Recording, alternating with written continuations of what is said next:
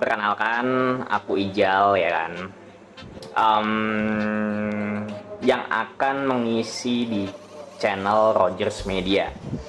Rogers Media ini nanti harusnya itu niatannya itu pengen kayak meliput acara cosplay, terus habis itu bikin sinematik cosplay atau event-event di Jepangan gitu. Tapi aku pikir-pikir lagi, sepertinya harus butuh bantuan temen gitu untuk melakukan itu gitu.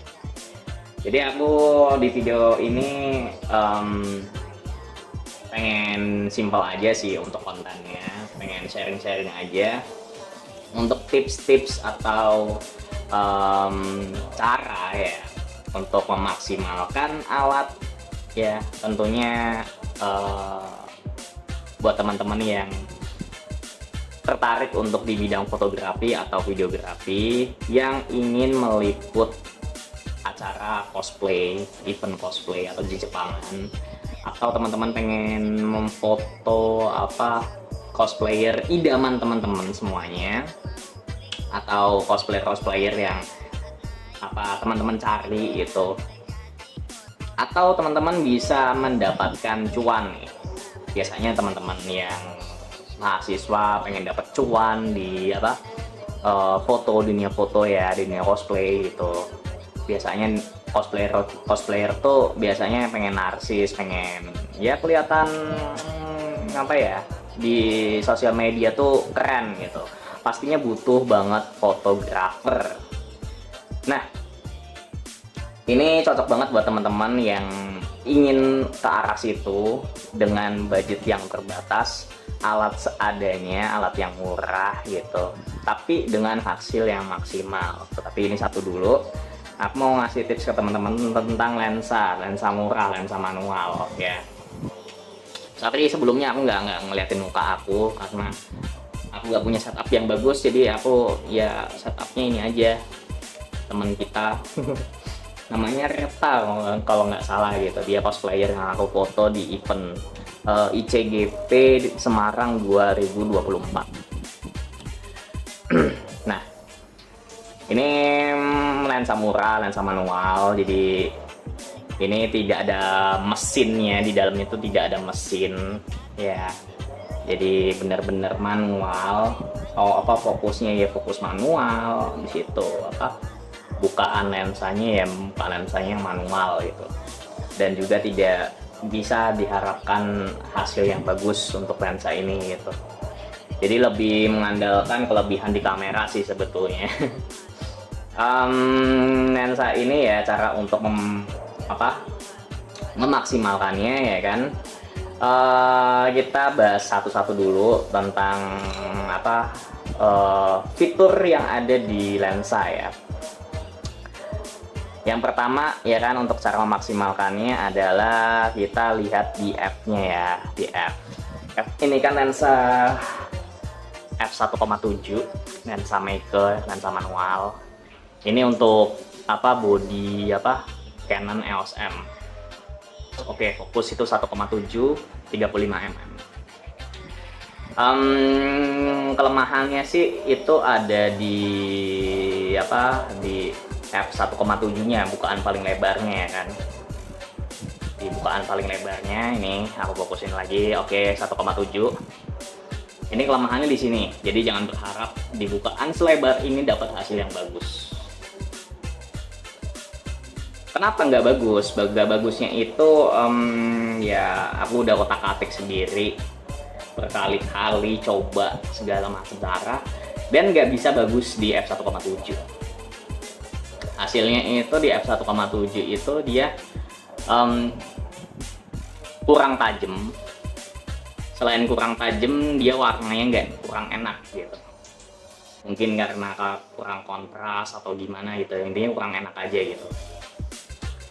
Nah, karena kurang tajam dan warnanya kurang enak ya kan, jadi aku naikin nilai F-nya, F2. Nah, di F2. Di F2 ini ya, ini paling aman sih kalau mau bukaan yang paling lebar dan paling aman itu di F2. di F2 itu lebih tajam daripada F1,7 gitu ya, jelas lah ya gitu. Kalau secara teori gitu, dua itu udah tajam, lebih tajam daripada F1,7 secara teori gitu. Nah, F2 ini lebih kelihatan lebih tajam, lebih enak lah fotonya gitu, lebih enak. Dan warnanya juga lebih cakep gitu di F2 gitu. Jadi aku saranin di F2. Jangan F1,7 karena emang lensa murah, jangan berharap hasil yang bagus di F2. F2 ini masih ada bokeh-bokehnya sih gitu, cuman nggak ngeblur F1,7 gitu. Masih ada bokeh-bokehnya ya, intinya backgroundnya ngeblur lah, bisa gitu. Lalu selanjutnya adalah, kekurangan selanjutnya adalah dia itu tidak ada image stabilizernya. Jadi shaking parah, bener-bener shaking parah. Jadi aku sarankan untuk shutter speednya itu di F itu kan bukaan ya.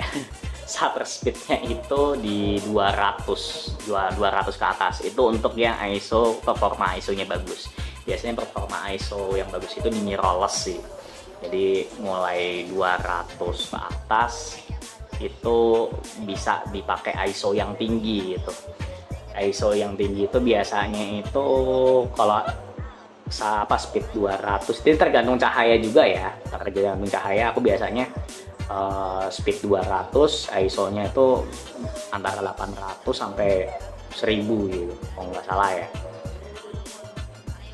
Itu ISO-nya kalau di dalam ruangan, tapi kalau di outdoor itu biasanya itu ya sekitar ya 100 bisa sih, 100. Kalau outdoor kan cahayanya dari manapun ya kan, jadi aman gitu kalau pakai ISO yang rendah gitu.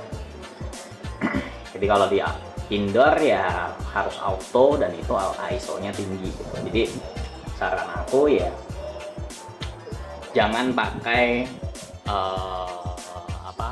lensa ini di indoor kalau performa ISO-nya jelek. Kayak DSLR itu performa ISO-nya kurang bagus gitu. Jadi mending mirrorless aja sih, yang EOS M3, Canon EOS M3, EOS M6, M50 gitu. Tapi kalau yang budget murah ya M3, terus Sony A5000 gitu, itu yang budget murah gitu. Jadi seperti itu sih teman-teman untuk tipsnya ya kan. Untuk DSLR sendiri kan untuk mirrorless ya, untuk DSLR sendiri ya bisa menggunakan tips ini, cuman mending di outdoor itu yang bagus gitu. Atau di indoor dia harus pakai pencahayaan yang bagus, bawa lighting lah gitu atau flash lah gitu. Jadi kalau pakai DSLR kayak Canon 1300D, 600D atau 700D, kalau pengen pakai lensa ini, lensa Meike, lensa manual ini, ya harus siap dengan pencahayaannya gitu. Tapi kalau mirrorless biasanya sih ISO tinggi tuh masih bersih gitu. Oke, ini hasilnya untuk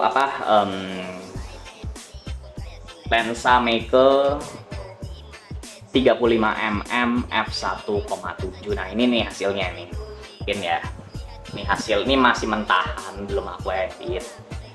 Tapi ada juga yang versi editnya. Nah ini ada informasinya ya kan, info device-nya Canon EOS M3.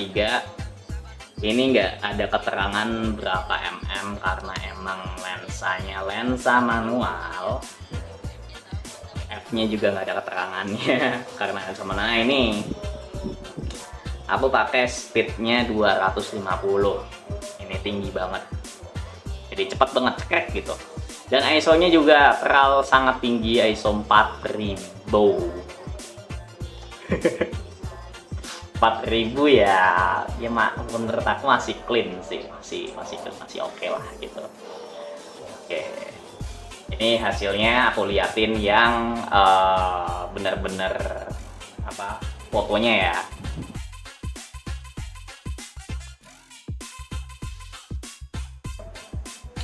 Dan ini hasil editannya.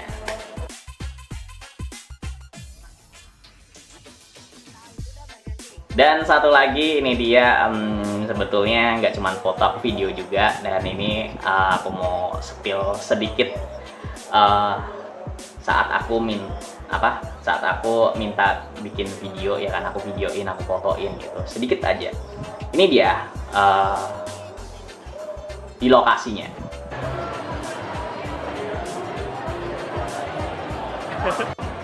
Oke, 1, 2, 3. Senyum. Oke. Jadi itu dia video aku kali ini. Itu hasil dari kamera Canon S7 dengan lensa Meike 35mm f1.7, lensa manual gitu. Itu cara memaksimalkan lensanya ya. Nanti aku akan sharing untuk videonya memaksimalkan lensa Meike ya untuk foto. Ini kan untuk foto, nanti untuk videonya untuk next video gitu. Jadi cukup itu video kali ini, semoga bermanfaat.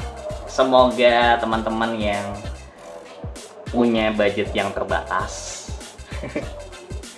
bisa memaksimalkan hasil foto-fotonya. Oke, sampai ketemu lagi di next video. Bye bye.